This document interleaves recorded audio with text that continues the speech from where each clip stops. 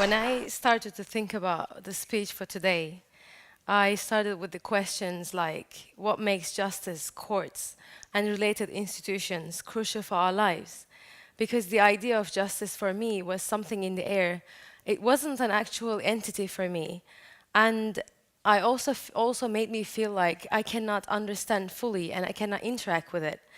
Because of my education in political science, I became eventually very interested in all of these issues.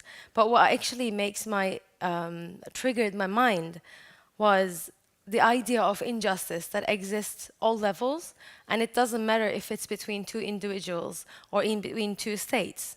And also how the idea of justice is actually very different for every person. But then I thought there must be a way to make it common and fundamental to solve any kind of conflicts. And I think also it's very important to understand and interact with these concepts like justice and peace in order to make them applicable not just in our courts, but also in our lives, and make these concepts as basis of our judgments and our relations with our friends, with our families, with our societies, and with the world in general.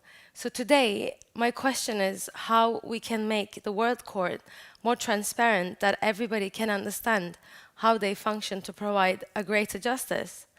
And I believe that sustainable justice, which will be lasting also for future generations, can be more solid and applicable in people's lives through using more technological developments that gave us the tools actually to reach even like the most distant places very quickly and easily.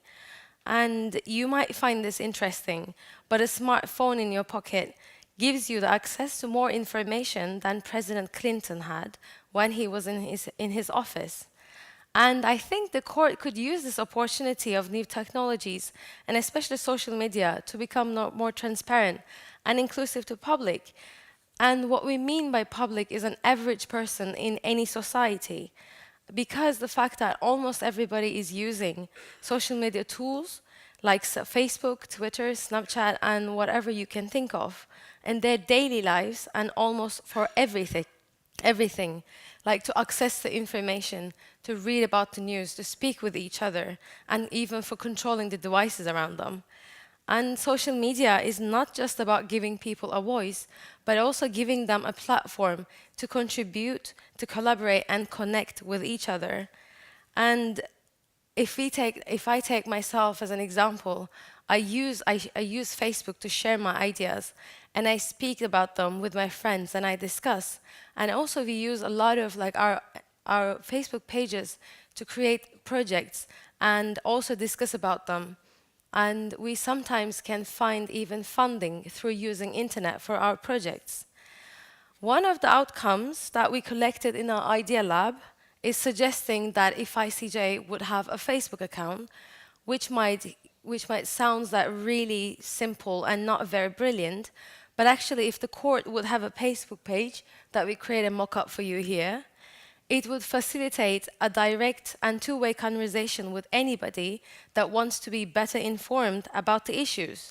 And it could make the court more transparent and providing individuals a more solid idea of the workings of the justice at different levels.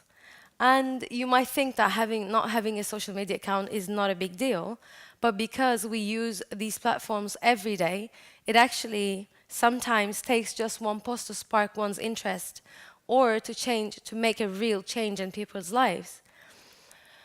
And not only social media platforms, but technology in general makes us feel that we are a part of this web of communications, applications, and websites in big single world. Each of us related to each other in different ways, but indeed we are being very present in it.